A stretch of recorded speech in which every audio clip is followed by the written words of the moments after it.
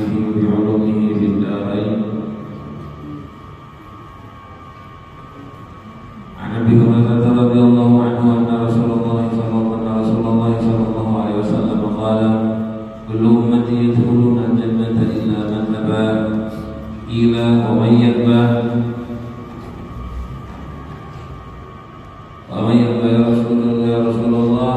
قال: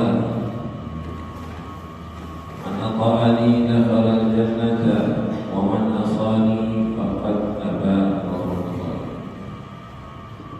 Hadis yang ketiga pada perintah untuk menjaga sunnah, jaga syariat Rasulullah dan adab-adabnya. Alhamdulillah, alhamdulillah, alhamdulillah kita kembali berkumpul membaca kitab Riyadhus Shalihin. Mudah-mudahan bisa kita amalkan dan bisa kita praktekkan. Kemarin sudah kita baca, kita ini perlu mengikuti adab sunnahnya Nabi Muhammad SAW. Jangan keluar dari aturan beliau, juga jangan keluar dari aturannya Khulafaur Rasyidin. Karena aturannya Rasulullah, adabnya Rasulullah itu diwariskan pada para sahabatnya. Khususnya saat itu yang memegang dan menjadi pemimpin para khalifah Rasul sallallahu alaihi wasallam. Jangan keluar dari aturan mereka. Dan sekarang masih ada pewaris-pewaris Rasul sallallahu alaihi wasallam. Siapa mereka? Ulama akhirah, ulama akhirat. Bukan sekedar hafal dan paham, hafal, paham, mengamalkan dan tidak punya kepentingan dunia. Itu mereka yang bisa dijadikan panutan pewarisnya Rasul dan para sahabat. Kalau masih ada kepentingan dunia, otomatis amalnya juga ada amal dunianya, sehingga nggak bisa dijadikan panutan 100%. Ada baiknya, tapi masih ada dunianya. Nah, di sini kita lanjut lagi. Rasulullah SAW bersabda, hadisnya ini Masya Allah, mungkin sampai juga sering dengar.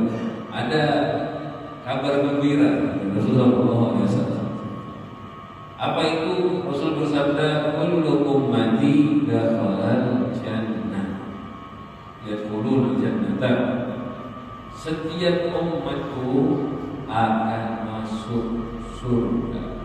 Semua umatnya Rasulullah akan masuk surga. Jadi dulu nanti di akhirat masuk surga. Ini bagian pertamanya kabar gembira. Illa man aba, kecuali tidak mau. Yang nggak mau baru nggak masuk surga. Yang mau masuk surga. Semua yang hadir di sini kalau ditanya mau nggak masuk surga? Masuk surga kira-kira? Bagian kedua diperhatikan. Ketika Rasulullah bilang begitu, semua umatku masuk surga kecuali yang tidak mau. Kecuali yang tidak mau.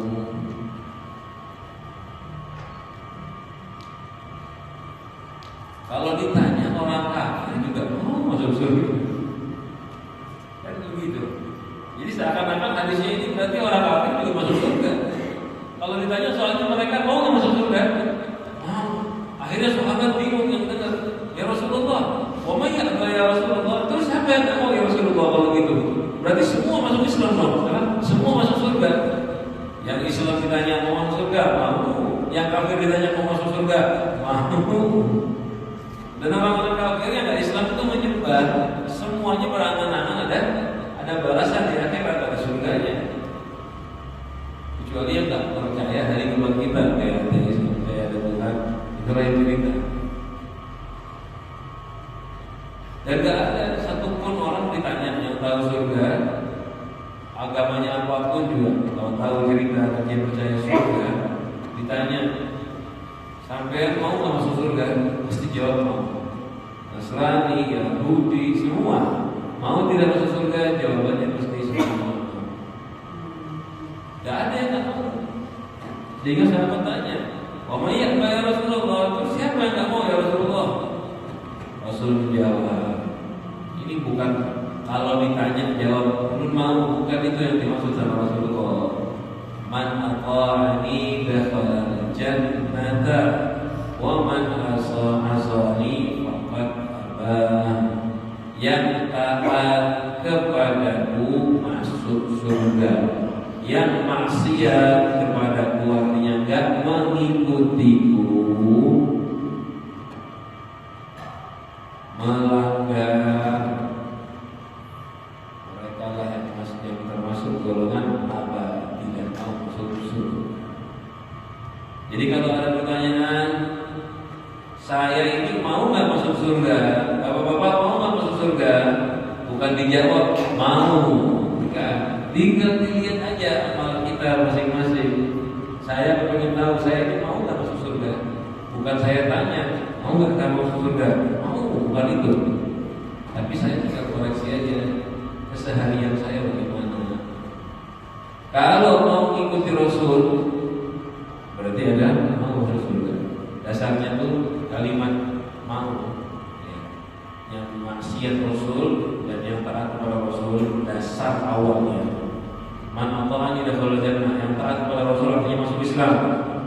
Wa man asani dan kamu masuk Islam. Itu maksudnya begitu dasarnya. Yang taat Rasul artinya masuk Islam. Yang maksiat Rasul artinya tidak mau Islam, itu yang tidak mau masuk surga. Itu dasar.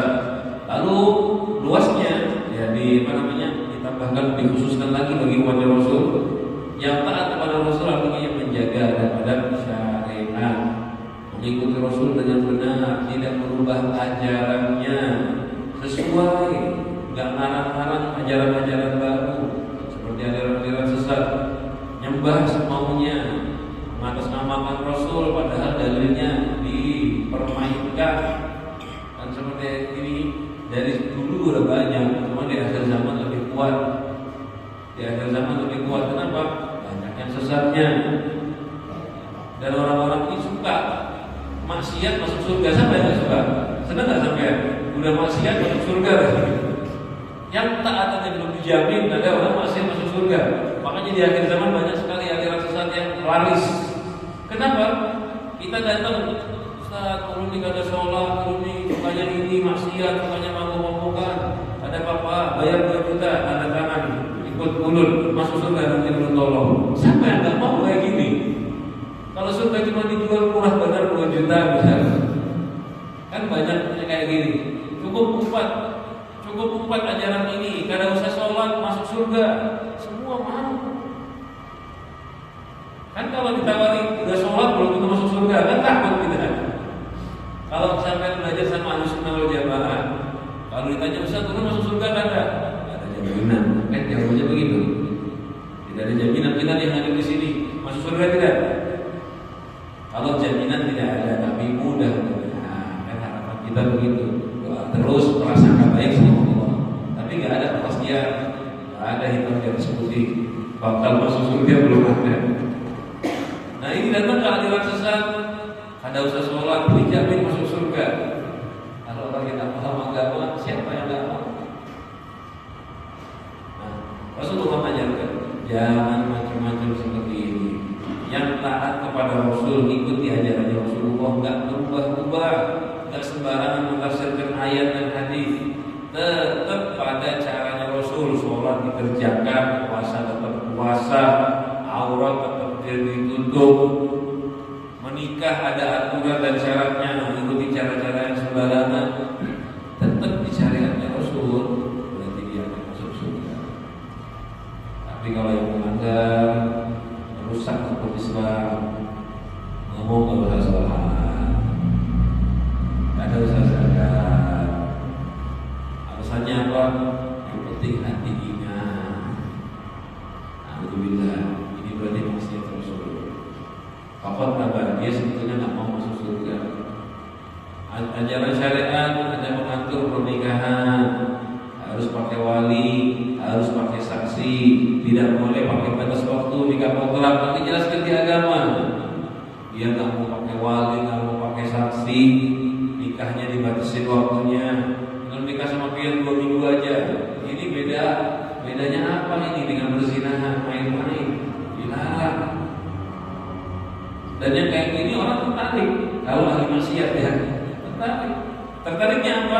Maksiat yang mereka dapat dijamin surga lagi satu dunia. Ini gambaran-gambaran orang-orang yang tidak mau masuk surga. Dijaga hadirin, dijaga. jangan terbiasa mengikuti sesuatu yang tidak jelas, yang cocok sama hawa nafsu. Pokoknya kalau ada ajaran, aliran cocok sama hawa nafsu, curigai. Ya, ada jangankan ajaran, ada pendapat. Ini nggak perlu dari Islam, pendapat. Pendapat ulun tentang hukum ini begini misalnya. Ada pendapat kita yang cocok sama hawa nafsu, itu jangan diikuti. Contohnya begini, masalah makan dan minum, tahu kan? Masalah makan minum. Kita di Islam diajarkan bagaimana kalau makan. Kalau makan di Islam diajarkan bagaimana? Jangan berlebihan. Jauhi yang haram, yang halal jangan berlebihan. Ini yang disepakati oleh ulama. Kita umpat pendapat ini punya dalil. Apa itu? Kita kan disuruh bersyukur nikmat Allah. Nah, ulun ini kalau makan banyak bersyukur. Bisa. Ulun ini kalau makan banyak bersyukur, berarti ulun makannya banyak aja. Kenapa? Dalilnya biar banyak bersyukur. Kalau makan 3 kali sehari bersyukur berapa? 3 kali sehari. Ulun makan 10 kali sehari. Biar bisa bersyukur 10 kali. Ini contoh. Hukumnya pendapat seperti ini gak bikin biar kafir ada. Cuma pendapat ini pendapat syahwiyah, pendapat yang timbulnya karena syahwat. Mana ada dari kisah dulu sampai sekarang sufi yang ngomong kayak gini, belum ada. Ulama Islam yang ngomong begini gak ada. Timbullah kita pendapat. Contohnya sesuai dengan syahwat. Karena sudah makan pakai dalil. Ini pendapat kayak gini jangan diobati, jangan sampai berlintas. Kenapa? Ini pendapatnya sudah keluar dari adabnya Rasulullah Sallallahu Alaihi Wasallam. Jadi termasuk, makanya sufi mengatakan termasuk bid'ah. Ada yang mengatakan termasuk bid'ah menurut sufi, bukan bid'ah secara dasar syar'i, bukan bid'ah menurut sufi. Apa itu? Banyak makan dengan macam-macam jenis kenikmatan. Itu kata sufi bid'ah. Ulama ahli sunnah bilang itu bid'ah. Jadi bukan bid'ah yang kita dengar sekarang kan. Tahlilan bid'ah, ziarah bid'ah, bukan. Ini menurut sufi. Sufi itu orang yang tingkatannya bagus. Apa itu? Banyak makan. Karena dasarnya. Nah, contoh terakhir ini maksud saya gambaran. Jadi jangan ikuti pendapat yang cocok hawa nafsu. Kalau udah cocok sama hawa nafsu, curigai. Berarti ini kemungkinan tidak benar. Kalau ada pandangan hukum, pandangan adab cocok sama hawa nafsu kita, senang, ini curigai. Soalnya nafsu itu biasanya nggak mungkin senang dengan ibadah. Oh tumben ada nafsu senang, berarti biasanya ada timbulannya. Hadis terakhir ini hadis ketiga lagi, hadis ketiga. Ringkas saja, bahasanya Rasulullah sangat mudah. Yang mengikuti aku, taat kepadaku, masuk surga. Yang tidak mengikuti aku, maksiat melanggar perintahku, berarti dia tidak mau masuk surga. Ini bahasa ini seakan-akan ya hadirin ya, masuk surga itu dipasrahkan sama sampai. Ya. Sekarang terserah sampai semua mau masuk surga atau tidak. Kalau mau masuk surga, ikuti Rasulullah. Sembah Allah dengan mengikuti Rasul Sallallahu Alaihi Wasallam. Gak mau masuk surga, jangan ikuti Rasul. Gak mau ikuti Rasul, anda tidak mau masuk surga. Padahal mengikuti Rasulullah itu gampang, ringan, gak susah. Yang bikin susah itu kita ditakut-takuti sama setan dan hawa nafsu. Kan mengikuti Rasulullah berat. Padahal mudah dan ringan. Hadis keempat, ini contohnya. Kadang-kadang itu ada orang nggak mau mengikuti Rasulullah, langsung dihukum di dunia oleh Allah Subhanahu Wa Taala. An Abi Muslim, kila Abi Iyas Salamah bin Amr bin Aqwa. Diriwayatkan dari Abi Muslim atau Abi Iyas, namanya Salamah bin Amr bin Aqwa.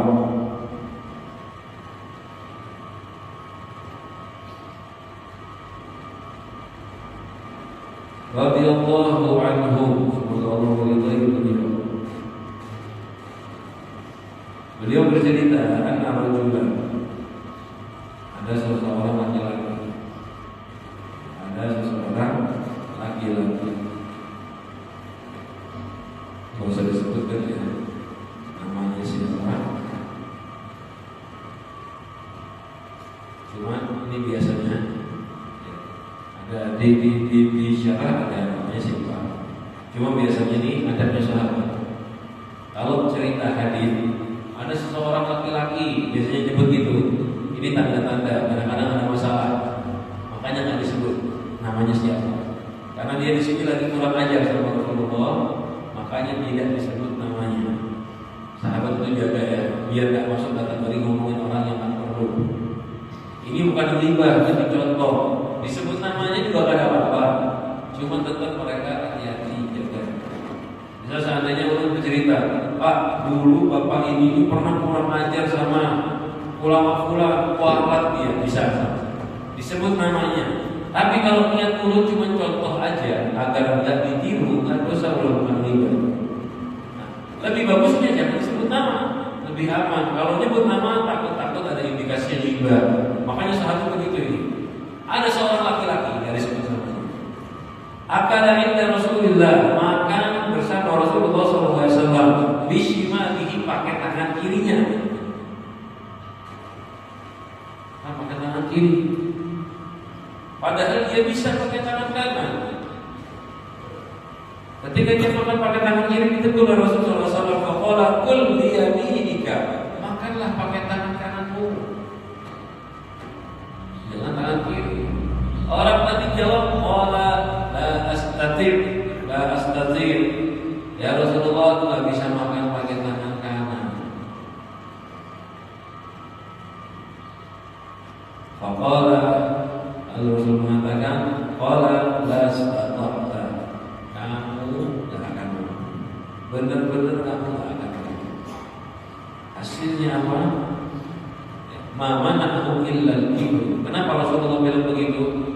Dia bilang, ya Rasulullah, aku kalau bisa pakai tangan kanan, kamu nggak bisa. Rasulullah bilang begitu. Kamu nggak bisa. Soalnya apa? Mamanahu illal kibr. Dia nggak mau makan pakai tangan kanan, kan karena nggak bisa. Bisa. Cuman dia sombong. Apa itu sombong? Dinasihati nggak mau mendengarkan. Misalnya kata sombong. Disuruh hanya pakai tangan kanan, gengsi mau nurut, gengsi mau mendengar. Akhirnya Rasulullah bilang kalau itu apa? Famarofakah lagi. Habis itu dia nggak bisa gerakkan tangannya ke mulutnya, lumpuh, langsung lumpuh. Ini bisa diartikan famarofakah illa fi. Habis itu dia nggak bisa ngangkat tangannya kepada mulutnya. Kenapa? Kurang ajar. Sombong. Jadi sombong itu sering dilakukan sama ulama. Apa itu sombong? Kalau kamu dinasihati, kamu nggak mau dengar. Itu juga bagian dari sombong. Ini orang itu sebetulnya bisa makan pakai tangan kanan. Apa jawaban dia? Lu udah kamu benar juga bisa. Hubungan kontak langsung karena tidak mau mengikuti sunnahnya Rasul. Kita pun begitu hadirin. Kalau di dunia ini jangan nunggu ditegur Rasulullah. Teman kita, teman biasa, ada yang ngomong masuk masjid, Pak, sunnah sholat di masjid. Bukan kebarian langsung aja.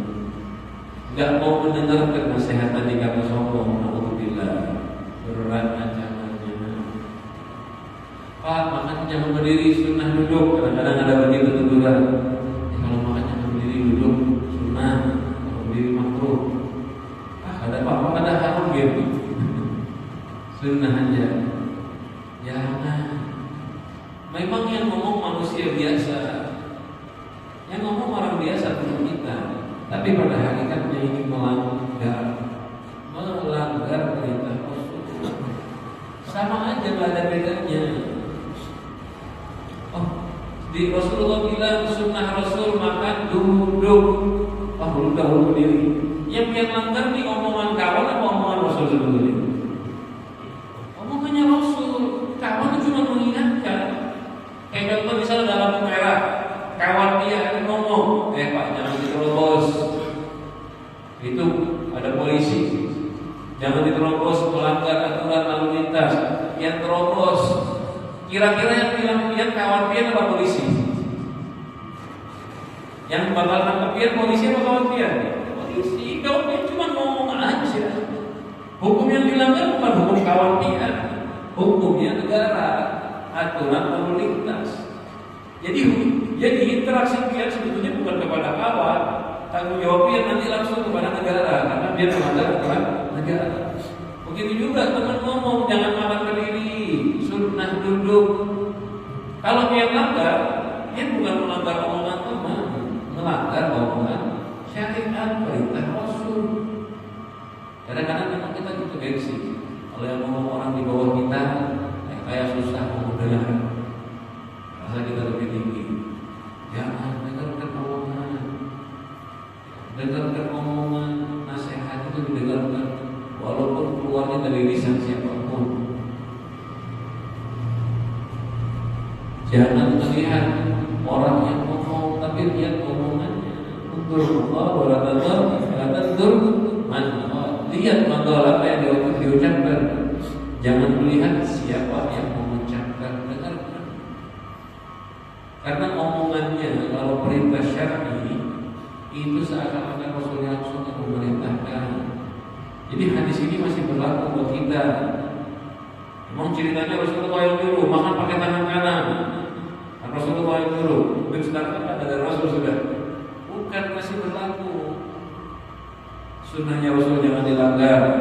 Perintah ulama yang menyampaikan ataupun bahkan orang biasa, teman kita atau orang yang kita anggap lebih rendah dari kita. Nah, nggak ada yang lebih rendah ya. Kalau kita anggap lebih rendah dari kita, kalau mengucapkan suatu perintah syariat, jangan dilanggar, jangan dilawan, karena kita seakan-akan melawan syariat, melawan Nabi Muhammad sallallahu alaihi wasallam. Ini mulai dari sini masuk pada ancaman. Ya, ancaman apa?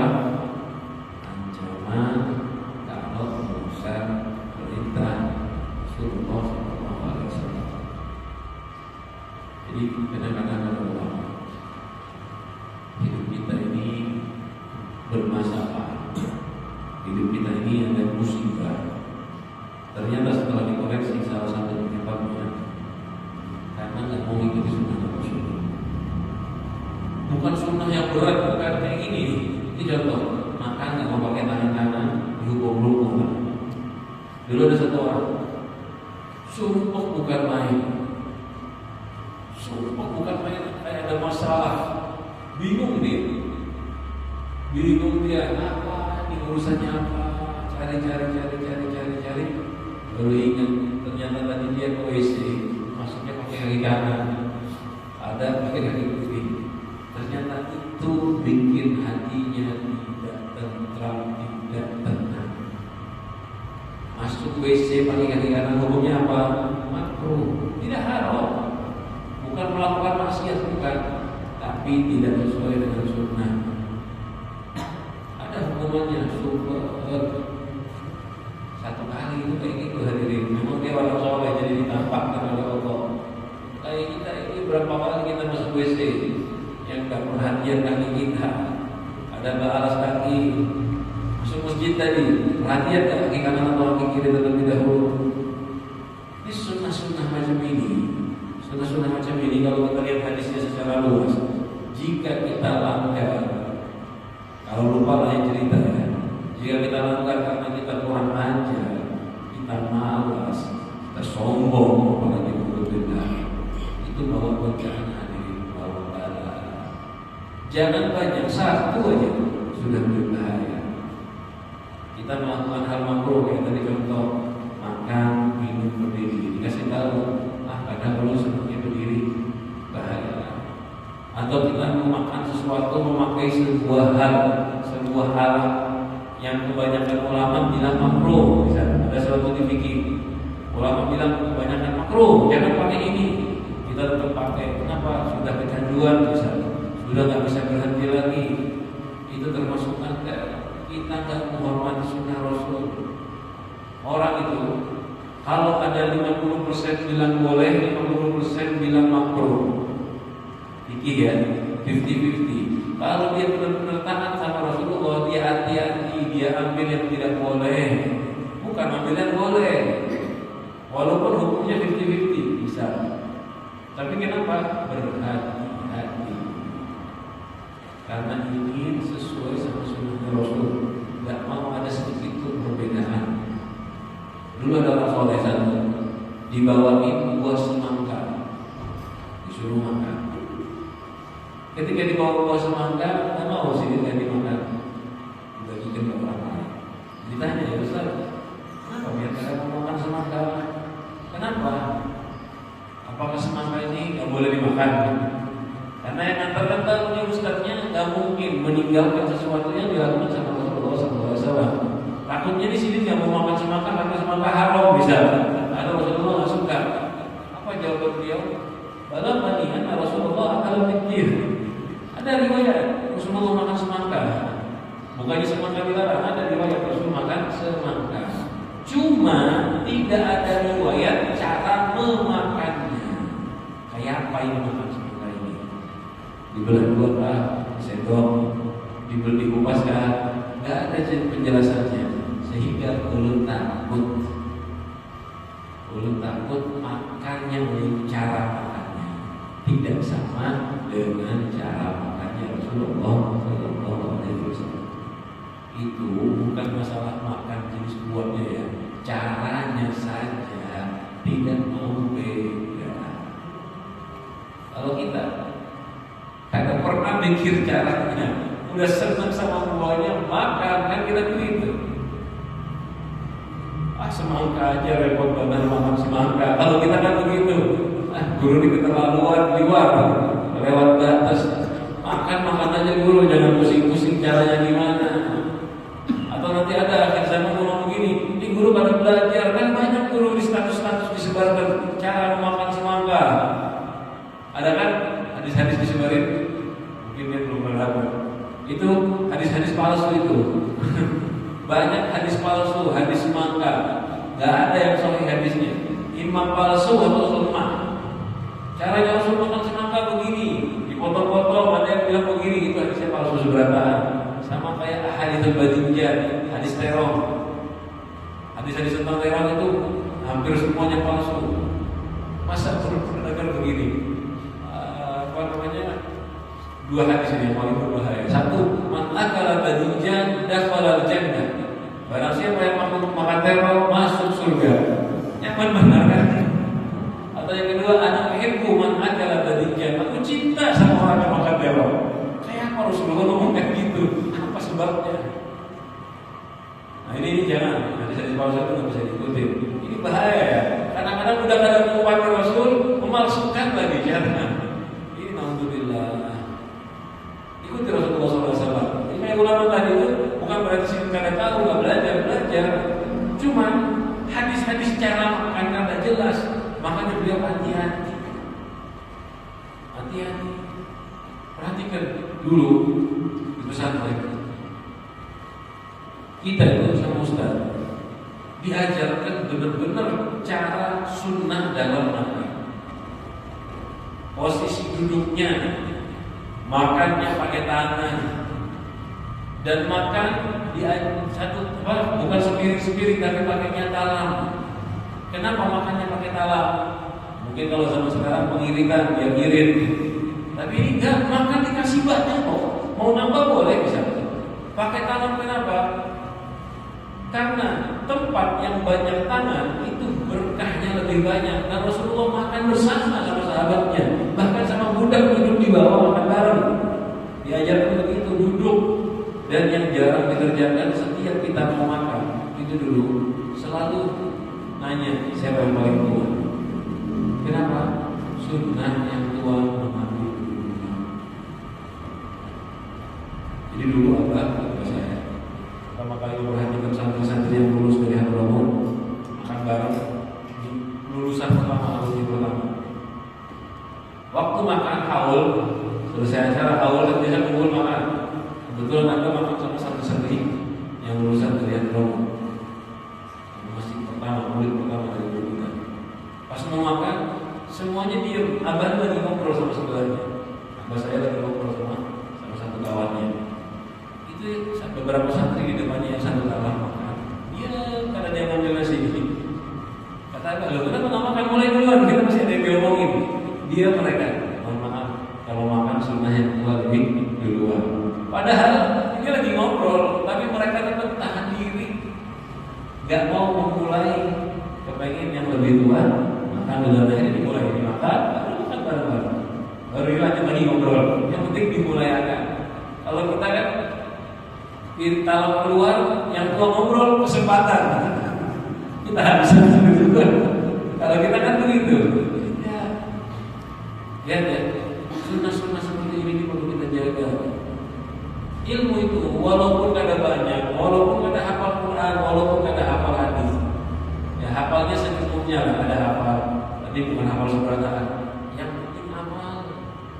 Kalau hafal, hafal 1000 hadis, hanya berdiri. Hafal 1000 hadis mengerjakan makruh-makruh, sama aja. Ini tadi di contohnya nih, sahabat ini loh. Ini yang kami nunggu namanya sahabat juga. Tapi ngomong itu sunnah Rasul Sallallahu Alaihi Wasallam. Hadis selanjutnya Rasul Sallallahu Alaihi Wasallam bersabda, Nabi Abdullah Nu'man bin Bashir radhiyallahu anhu, dari Sayyidina Nu'man bin Bashir radhiyallahu anhu, radhiyallahu anhuma. Nu'man sahabat, Bashir akhirnya sahabat juga. Kalau beliau mengatakan sampai ke Rasulullah Sallallahu Alaihi Wasallam berkata, aku mendengar Rasulullah Sallallahu Alaihi Wasallam bersabda, la tusawwunna sufufakum aw la yukhalifanna Allahu baina wujuhikum. La tusawwunna sufufakum, luruskan shaf kalian. Jadi kelamnya ini seakan-akan batu sawurnya sungguh bahasanya begitu ya, kayak sumpah kuat. Sungguh luruskan shaf kalian, atau sungguh Allah la yukhalifanna. Artinya kalau kalian enggak lurus, Allah akan mukhalafah. Allah akan membalikkan baina wujuhikum, antara wajah-wajah kalian. Dibalikkan wajah itu artinya orang itu kalau berhadapan kemudian berpaling, kan berarti berpaling itu menjauh. Kalimat Allah akan memalingkan wajah kalian, artinya kalian akan saling bermusuhan, berbeda pendapat. Luruskan shaf kalian, atau Allah akan membuat kalian saling berpaling. Dalam riwayat yang lain, seperti riwayat dari Muslim, saya selesaikan dulu riwayat hadisnya. Karena Rasulullah SAW yusawwi sufufana. Beliau bercerita Rasulullah itu meluruskan shaf kita, yusawwi menyuruh lurus, luruskan shaf, perhatikan. Malah kadang-kadang ada riwayat Rasulullah sampai berjalan belum keluar. Hatta ka'annama yusawwi bihal qidah, sampai seakan-akan Rasulullah Sallallahu Alaihi Wasallam meluruskan qidah. Qidah itu kayu yang dipakai untuk memanah. Busur. Ini kan diluruskan kan? Kalau melengkung dikit dan kena sasaran nanti. Jadi seakan-akan meluruskan anak panah. Ya, anak panah diluruskan oleh Rasulullah Sallallahu Alaihi Wasallam.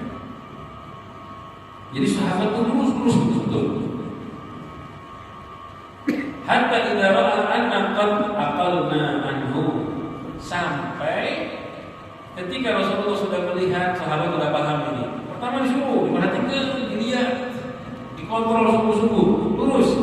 Sampai Rasulullah SAW mengira sudah memperhatikan sahabat sudah paham. Kalau sholat lurus, ya, Tsumma kharaja yauman, sampai suatu saat Rasulullah keluar untuk sholat bersama berjamaah dengan sahabat. Faqama hatta kada ayyukabbira. Lalu Rasulullah berdiri sholat sampai sudah hampir takbir, sudah mau takbir, melihat faraqa rajulan badiyan sadruhu. Lalu dia lihat ada satu orang dadanya lebih ke depan dari yang lain. Berarti tandanya tak lurus sofnya, lebih maju. Badiyan apa? Lebih maju. Maka Rasulullah mengatakan, ibadallahi, wahai hamba Allah, la tusawwunna sufufakum, luruskan saf kalian, aw la yukhalifanallahu baina wujuhikum, atau Allah akan membuat berpaling atau membuat wajah kalian, membuat kalian saling berpaling. Mukhalafah membedakan antara wajah kalian, artinya membuat kalian berpaling, tidak bisa bersatu. Ini hadis ini jelaskan bahwa ketidaklurusan di dalam shaf itu membahayakan bahkan pada persatuan kita muslimin. Kita disuruh ikuti Rasulullah, sunnah total, wajib jelas, sunnah disuruh ikuti. Tapi kalau sholat shafnya kada lurus gimana? Sah tidak sholatnya? Sah. Kenapa maksa-maksa lurus? Bukan maksa lurus, ancamannya berat kalau sholat lurus. Orang sholat shafnya nggak lurus, keluar dari shaf, kehilangan fadilah berjamaah. Ulama mengatakan al-makruh min haitsul jamaah tudhibu thawabal jamaah. Makruh dari segi berjamaah menghilangkan pahala sholat berjamaah. Capek-capek ke masjid ngejar 27 derajat karena dapat. Kenapa? Melakukan makruh dari segi sholat berjamaah. Dan lebih bahaya lagi, ini efek yang disabdakan Rasulullah SAW. Kalau nggak lurus shafnya, nggak mau meluruskan shaf, Allah membuat wajah, membuat kita saling berpaling. Kalimat wajah berpaling itu gambaran kayak Allah bersatu. Lihat akhirnya susah muslim bersatu. Salah satu sebabnya bukan hal-hal yang lain, bukan. Sholat berjamaah aja kada, apalagi lurus shaf. Ini yang dibahas sama Rasulullah, lurus shaf. Gak lurus shafnya bisa kada bersatu. Apalagi yang kada berjamaah sholatnya. Apalagi yang alhamdulillah kada sholat. Tidak lurus shafnya saja bisa membuat saling berpaling. Kadang-kadang walau bukan cuma gak bersatu ya, bikin permusuhan. Makanya kita harus luruskan shaf. Ini loh gambarannya hadirin. Sunnah lurus shaf. Ternyata efeknya ini besar di dalam agama kita. Sunnah meluruskan shaf efeknya besar, sampai-sampai menyatukan, membuat persatuan antara muslim. Makanya kita kalau sholat perhatikan shafnya. Perhatikan shafnya. Memang ya kalau siapa shaf itu ini caranya. Qoma, bangun, meluruskan shaf. Caranya kan gitu. Selesaikan qoma baru bangun begini. Itu kalau kita udah rapi, sahabat itu duduk rapi, shaf 1, shaf 2, shaf 3, duduk full shaf. Qoma tinggal berdiri udah lurus. Kalau kita duduknya berbencar, ada yang di tiang, ada yang di pintu, ada yang masih di ujung, jangan nunggu qoma selesai. Orang qoma langsung maju ke depan, rapikan shafnya.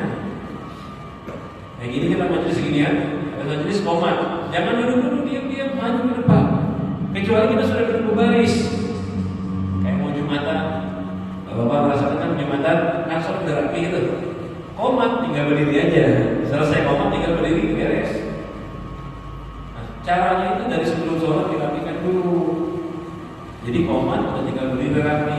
Seandainya qomat dikumandangkan kita masih jauh, jangan tunggu qomat selesai, maju, isi garis-garis shafnya kosong. Dan shaf itu hadirin dimulai dari belakang imam, bukan dari kanan di ujung atau dari kiri atau lagi. Dimulai dari belakang imam ke arah kanan, baru kiri, kanan, kiri. Cara mulai shaf seperti itu. Shaf depan penuh, shaf kedua dimulai dari mana? kiri, kanan kiri. Jangan mulai soft dari ujung. Dimulai dari tengah. Ini jelas banyak ulama di fikih ya. Dan ini bawa efek berbahaya untuk kita lakukan. Ini nggak membahas apa-apa, cuma menunjukkan ya. Seandainya naudzubillah betul kita kalau soft sembarangan, nggak ada masalah. Namanya kita belum tahu. Ini peringatan dari Rasulullah SAW. Dan jaga. Mulai hari ini jangan sampai takbir jangan sampai momen kecuali kita berlatih kalau bisa. Jadi jangan sampai imam takbiratul ihram kita masih ada yang pinggir-pinggir, mulai soft dari tengah dan meluruskan. Cara meluruskan soft, biar softnya lurus itu sunnahnya sampai tahu tumit. Di kaki bisa kaki, bagian belakang ini yang dihitung lurus ini di belakangnya, bukan jempol jari depannya. Karena kaki kita ini panjangnya beda-beda. Jadi bukan dari depannya, dari tumitnya. Bisa di karpet ada garis, tumitnya pas ke garis bisa. Itu otomatis badan bakal rata sebelah tangan. Tapi kalau pakainya jari, pasti ada maju mundur. Ini ada yang sengaja usaha ukuran 45, yang ini 38. Kan berarti begini ya. Kalau yang ini lebih panjang, otomatis kayak gini. Ini saya kasih contoh kaki kita. Kalau lurusnya tumit, dia bakal rata. Tapi misal yang diluruskan jari, misal dari jari yang satu pendek kakinya segini, ini otomatis kan pendek, dia lebih maju. Yang kakinya pendek, badannya lebih maju kalau meluruskan jari. Makanya di fikih dijelaskan, luruskan kaki bagian belakang. Ini hal kayaknya kecil dasar, tapi ini perlu kita perhatikan. Jabat sunnah ini dipersatukan hatinya oleh Allah Subhanahu wa Ta'ala. Melanggar ini